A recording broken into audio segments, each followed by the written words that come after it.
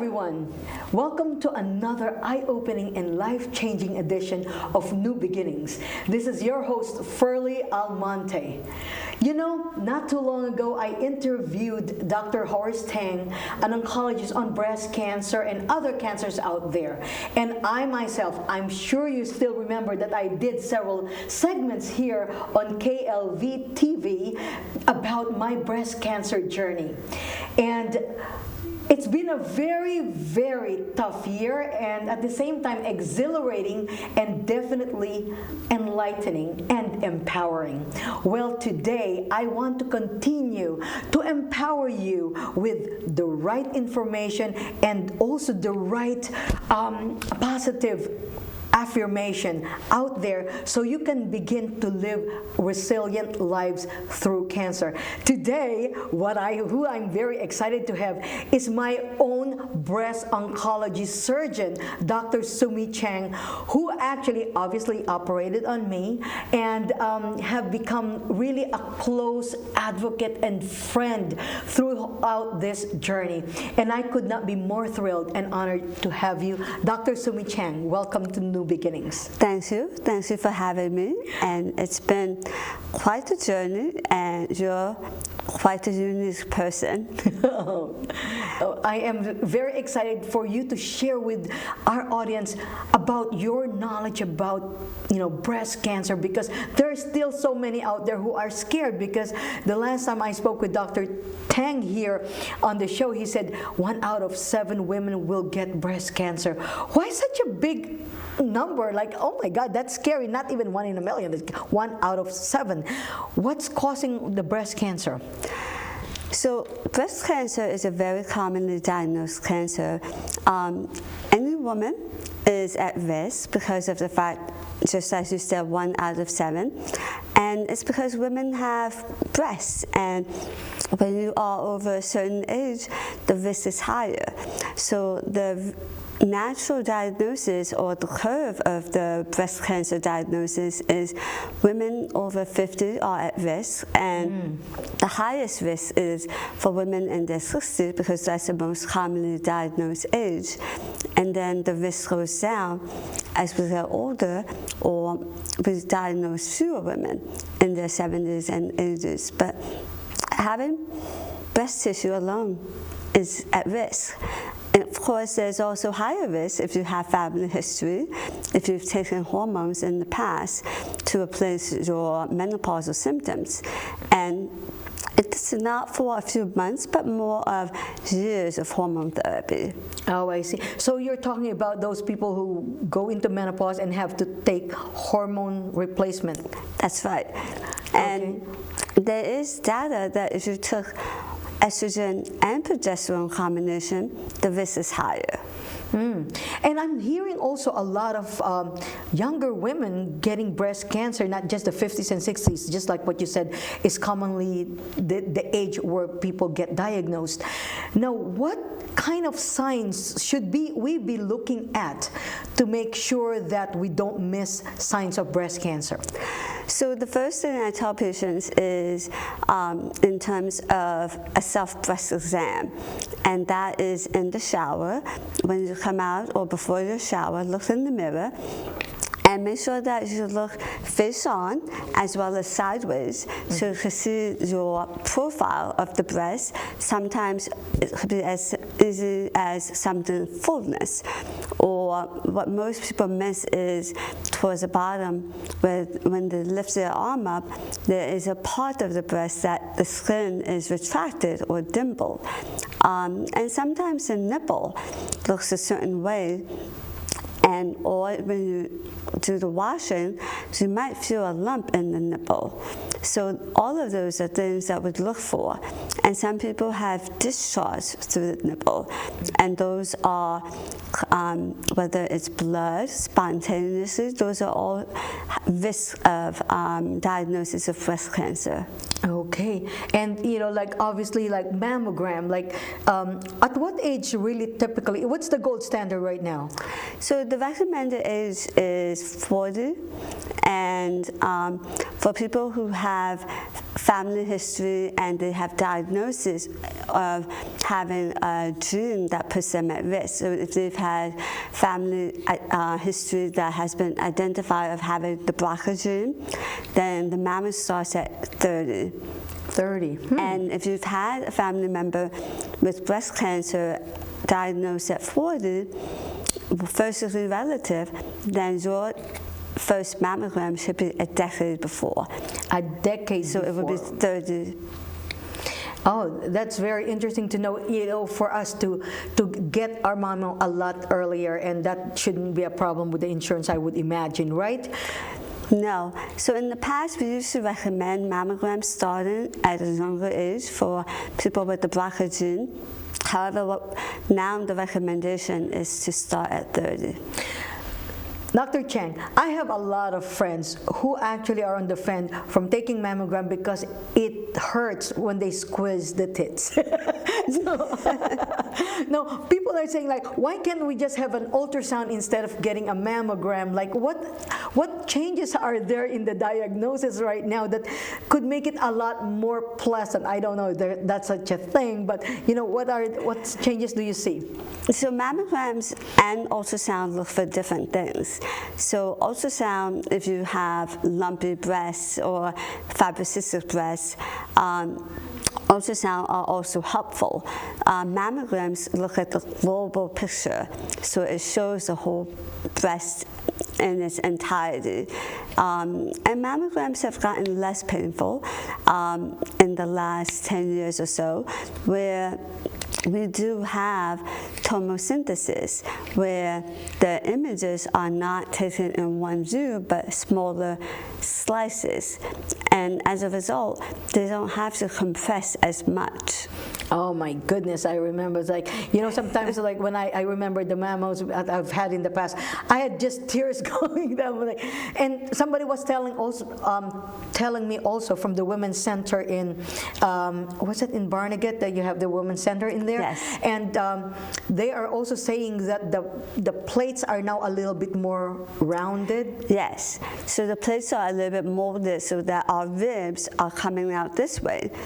And the plates accommodate that as opposed to being flat and trying to push in. Right. Oh. So it is a little bit more molded towards the body.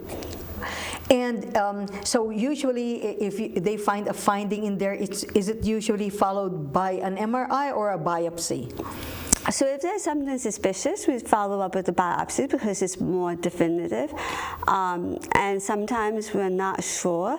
So rather than put the patient through a biopsy, which could be traumatic for some people, we recommend additional imaging, such as MRI.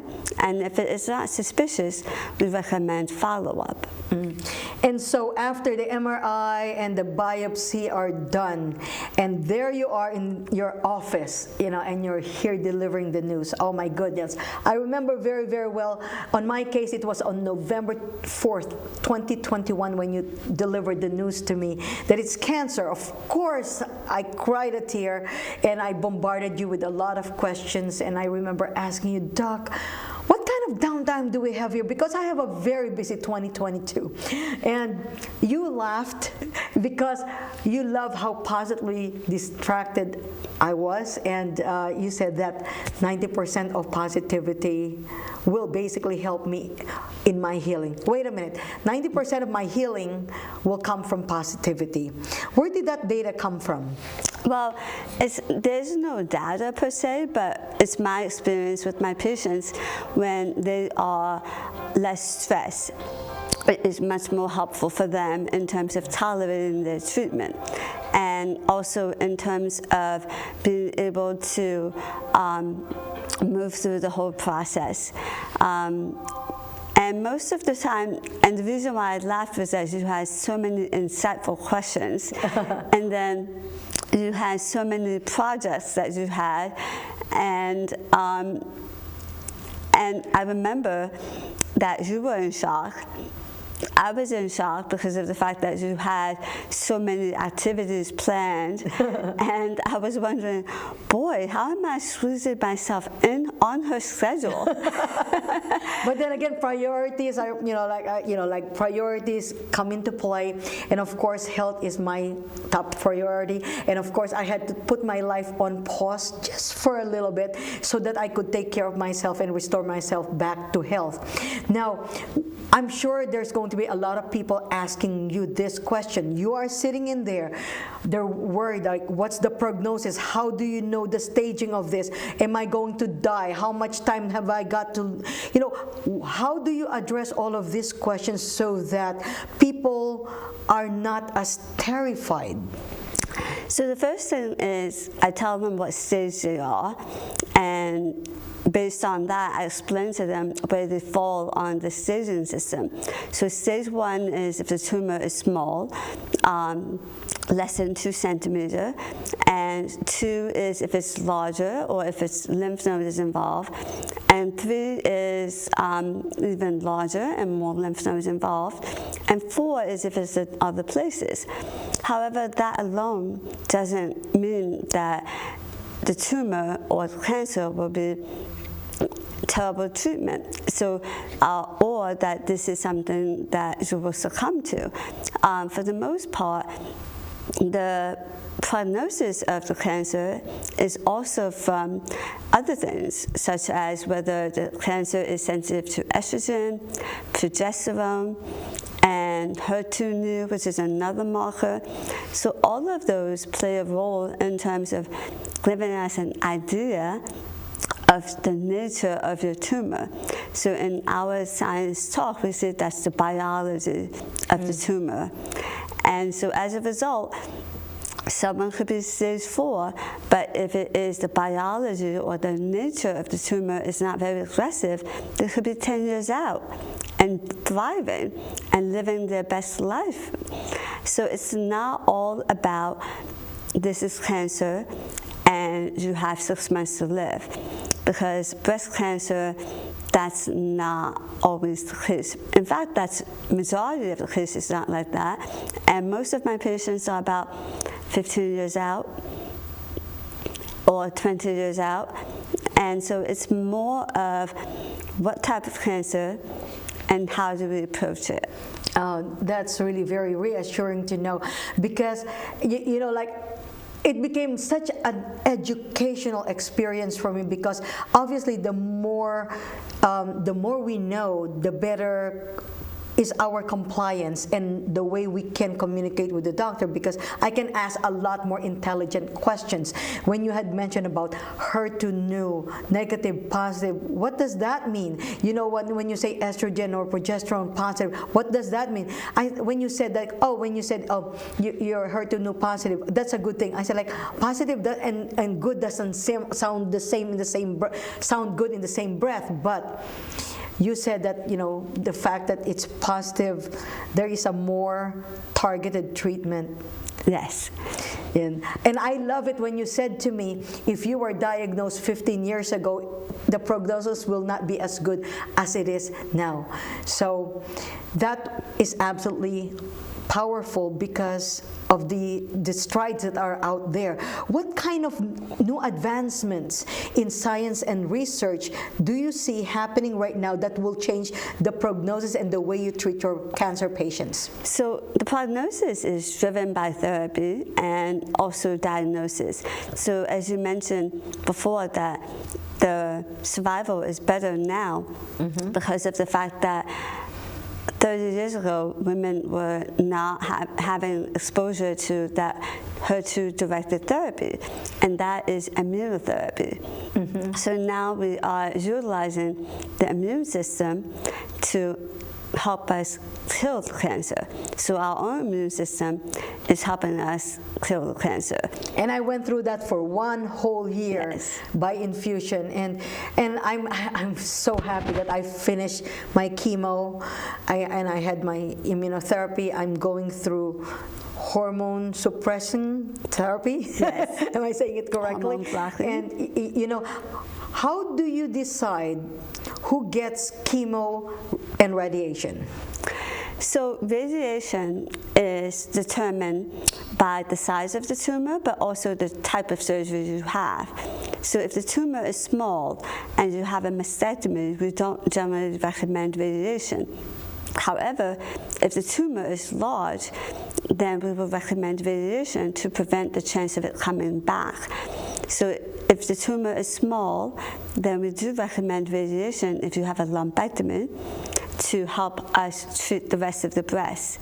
However, if it is fairly large, then there's a high chance of it coming back in that spot, regardless of what type of surgery you have.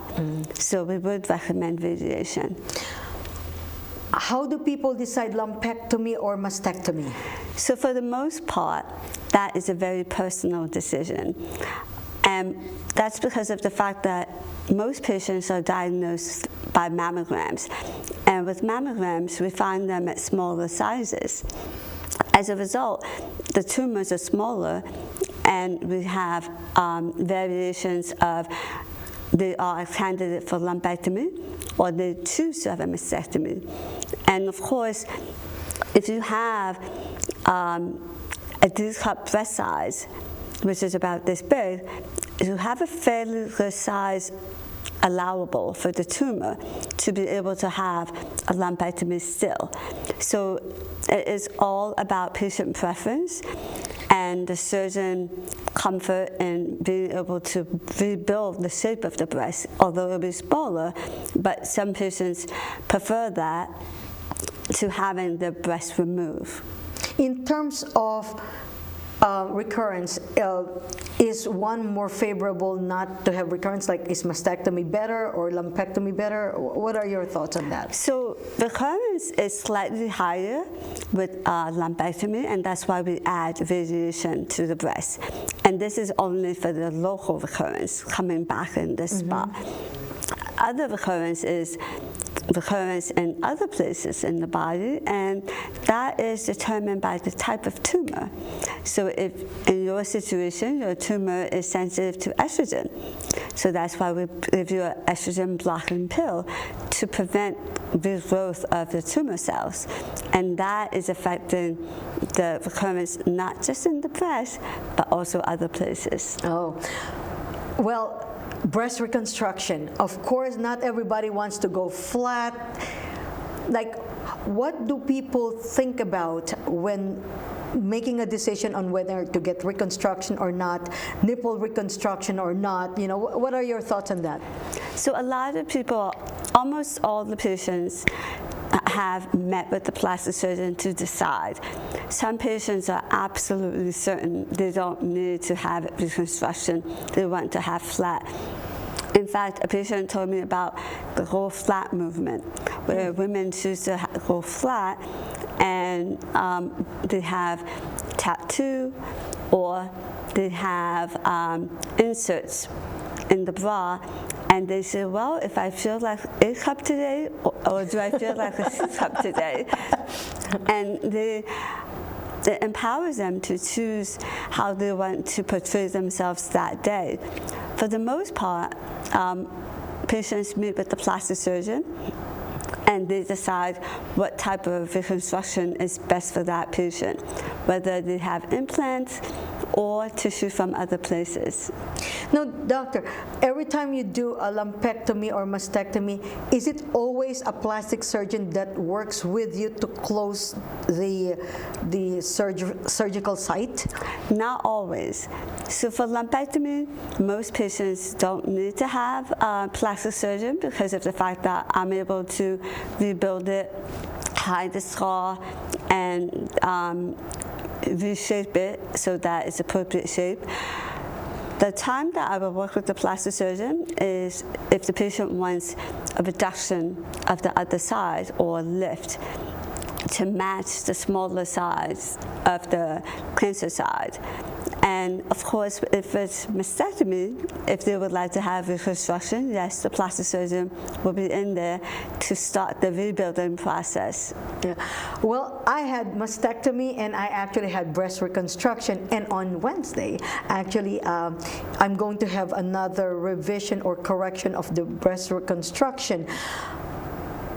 is that normal that you get more than one surgery after you have been reconstructed? Yes. So of course, plastic surgeons are perfectionists in terms of how they want to make sure delivering the best appearance for the patient. So in terms of how it's done, nature takes its course with gravity, and also your scarring will shape the implant in different situations, although the plastic surgeon has sutured it perfectly while you're on the operating table. Once the tissue settles, that's when the shape of it may have to be tucked or pulled or shaped a little bit more. So that's something that could be small process as your body, as your tissue settles. Okay, so it can be refined to a better shape, right? Now, in terms of the nipple, like, what are your thoughts about nipple reconstruction as opposed to not having it done at all?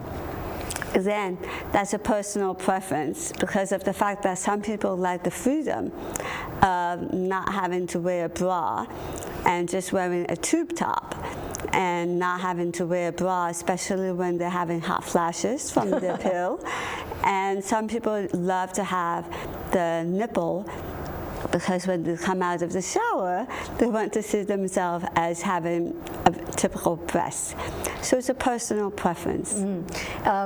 Actually, you had mentioned that. I personally do not want the reconstruction of the nipples because I said, like, I typically wear pasties anyway. So I said, like, this is like freedom, free the girls, right? Absolutely.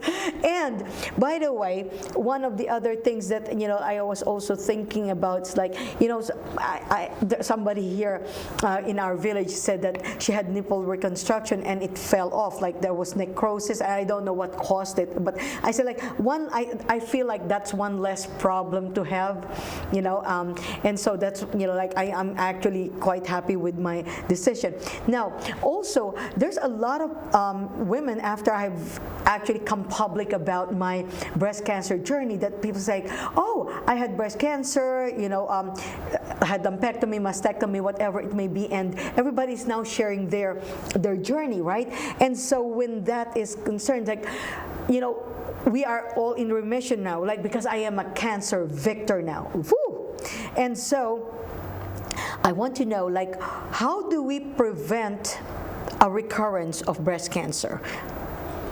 So in terms of breast cancer recurrence is if your tumor is sensitive to estrogen, taking the pill that blocks the estrogen or reduce the estrogen in your body will reduce it from coming back, reduce the chance of it coming back. For the most part, I tell patients to stay active, being fit, and trying to have a healthy diet so that they have a healthy level of weight and exercise. It's all very helpful because of the fact that once you're at that level, most people are also happier, less stress. So in terms of that, those are very important. And I tell the patients that if it does come back, small chance that it does, you're more fit. And as a result, we're able to take care of it better so that we have more options for treatment. Now, how do we find out, like, if I don't have breasts anymore, I can't go for mammogram anymore? So how do we follow up? So follow-up is physical exam because there's no more breast tissue to remove or to take pictures of. So as a result, we just basically do physical exam. For you could also look in the mirror and in the shower, feel if you feel anything different, anything unusual, or the shape of your breast is different. All of those are a sign that you should come back into my office. Oh, do you take any blood work, and does any blood work tell any breast cancer? So Dr. Tang will check for blood work for tumor markers, and some of those, when we have it elevated, we actually have to check but sometimes those tumor markers are not picking up if there is recurrent cancer. So we cannot always rely on them. So the best thing after mastectomy is still physical exam. Physical exam. And how often do people go after having been diagnosed with breast cancer, go to see you for a physical examination? So for the most part, the initial phase, I see them every 6 months, and we space it out as they become more comfortable with doing their own exam to once a year. So I follow the patients for about 5 years. Doctor, is there a difference between having a female surgeon, breast surgeon, versus a male one? Because obviously you're a female, you have the same anatomy. Is there an advantage of seeing a female breast cancer surgeon? I think that the most important thing is you have to feel comfortable with the surgeon. And that's because of the fact that you're sharing a lot of personal stories, a lot of symptoms. And in terms of what we do, you are putting your trust in us. You're asleep and we're operating on you. So you have to feel comfortable with the surgeon. And in terms of female versus male, that's also a very personal preference. And who you connect with, that's the most important thing. Yes, I truly believe that, because you know, like, it's very important that you feel, okay, obviously, like with me, I check the background, the experience, the feedback. Nowadays, people also look at the online, you know, feedback of the experienced, you know, patients, that the feedback of the patient have gone through, you know, like the medical care of a surgeon. And I am very, very, very happy with you because of the fact that I can communicate with you so openly. You're very, very compassionate. And I love the fact that you do not rush. You know, like, and you are a really awesome listener, and that is really a gift and a blessing to humanity. You have a beautiful backstory about a lady you were helping with when you were a resident, and that actually inspired you to go into breast cancer treatments. Yeah, so in terms of rushing, I wanted to say, for my future patients, that sometimes I may be a little bit behind because of the fact that I'm not rushing my previous patients. So just be a little bit more patient. Because I get a lot of feedback that I'm running behind, and so I feel that I should apologize before. Yeah. But in terms of my experience with a patient that led me to my career choice in breast surgery is the fact that I had a young Filipino woman who had breast cancer, and by the time I met her, she was in stage 4. And it was sad because of the fact that it was in her lungs and she had trouble breathing, and I was asked to put a tube in her chest. And it was a challenging task because of the fact that she had radiation, so her tissue was tougher. And I was talking to her to pass time, but also just to make her feel more comfortable as I'm doing the procedure at her bedside. And she told me that she had this mass for about a year, and by then it was growing through her skin, and it was hidden. She hid it from her husband, her family, and finally she saw a doctor, and it was something that required a mastectomy and radiation and chemotherapy. And after all of that, it came back. So I saw her in the emergency room another time, a couple of weeks later, and she had the same thing.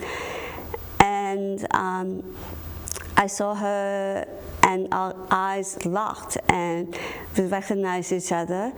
And I asked her if she would like me to put the tube in, and her sisters, her husband were at the bedside, and she realized that this is going to be a recurring theme. so she decided not to have it. And I was on call, and in the morning, I went to check on her, and I found out she passed away. And within 6 months, that helped me solidify in my mind that this is what I wanted to do. I love how heartfelt and how impactful that experience was to you. I can see your eyes welling up with tears every single time you share that with me. It affects me. Right, because now it's like you're very passion driven because of what you've seen, and you realize also how much difference you could make in the lives of others. And you actually have tapped into different resources to be able to help women who may not even be able to afford financially a mammo or a biopsy or even a reconstructive surgery, right? Can you please share the different resources you have? So for women who don't have insurance, New Jersey has a program called NJCED, CEED, and that is a state-run program, county-run program that pays for mammograms and biopsies if you have something suspicious. And if you need to have surgery, there is charity care from the hospital, and also the plastic surgeon will also provide charity care. That's really quite generous and definitely life-changing. And even in my case, I feel that when I got breast cancer, it did not happen to me. It happened for me, so I can be more focused on being able to help women out there who are going through what I've been through, and I could help lift them up. As a matter of fact, I wanted to put it out there, like very publicly on Facebook, on live, in social media. And also, look at this. In the Mammoth Medical Center, Southern Campus and Community Medical Center, Healthy Together magazine, I was featured as a voice of hope and resilience. And right here also is featured is Dr. Sumi Chang, my my breast surgeon, and my oncologist, Dr. Tang, there. And this is my story and my experience. The more that we are able to share out there what our struggles, our fears, the journey, it's not going to be as scary anymore because you realize you're not alone. And when you're surrounding yourself with the right people, yes. right? You share that because you said something earlier to me that you need to surround yourself with the right people to lift you up. So talk to me about that. So for that, it's a personality match. So sometimes you're more introverted, and if you are surrounded by people who are more extroverted, it's a compliment. Mm-hmm. It's a yin-yang. And in terms of if you're always pessimistic, if you surround yourself with optimistic people, they pull you back and make you happier. So I think that it's very important who you're with, and that's where your cancer team is very important because of your personality, and also you have to be comfortable and trust them and understand that we have the best interest for you and offering you the best treatment options. So that is very important, how you surround yourself with people who will uplift you. Yeah. Doctor, you when you see your breast cancer patients, right, it is of course normal for people to start getting depressed. Mental health is a really big thing right now. What do you see in terms of how it affects the psyche of a woman when not actually it also happens to men, right, the breast cancer? Yes. Yeah. Yes. And so what happens to the psyche of somebody who's going through breast cancer? So men do get breast cancer as well.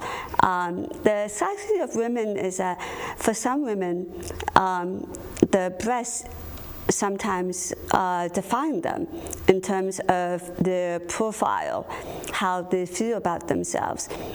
For others, they could care less. So it does affect a woman's image, and that's why we have reconstruction. And for some women, having the option of wearing prosthesis, and whether they want to go smaller, when they're feeling a little bit more introverted, or they want to go a little bit larger. So all of that is something that we want to make the woman feel whole again. And that's the most important thing, is that cancer doesn't define you. And in terms of how the treatment is, it also is supposed to make you back into a whole, mentally, physically. Well, speaking about being whole, sensation, right? Like, so, you know, when your breasts are taken out, or I don't know the anatomy, you're obviously the expert to that. What happens to sensation when you go through surgery? So if you have a lumpectomy, you have scar tissue, so that scar will be numb.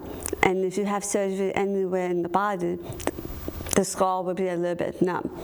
But if you have a mastectomy, and especially nipple-sparing mastectomy, the skin envelope is there.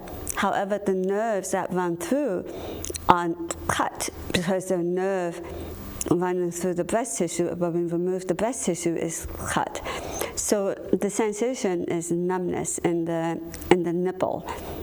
Even if you don't have nipple, the scar will be numb. So, however, you still have protective sensation. So if there is a burn, if you, Mrs. Doubtfire, if you lean over and there's fire, you will feel it. Yeah, that's fine. But you still, although you don't have the typical light touch sensation, you will feel protective sensation. Yeah, because when you're like, especially for younger women, right? Like when so you feel like a part of them, they have lost a part of their being a woman when they lose that sensation. But hey, listen, I always say, right, if you're on the right side of dirt, be grateful, you know, because there are other ways that we can actually feel satisfied. I'm sure, you know, so many people would agree with that. And so in terms of fitness, I would like to, you know, one of the things that I am experiencing as I'm going through the hormone suppression therapy, which like I take by pill for 5 years, right? I often feel some joint pain, and some people even do not take or do not complete their hormone suppression treatment because of the side effects. What should we do to actually address that? So most of my patients feel that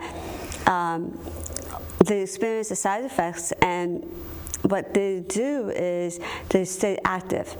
And by moving the joints, the muscle, it warms them up, softens the area, and some people feel that it is less painful.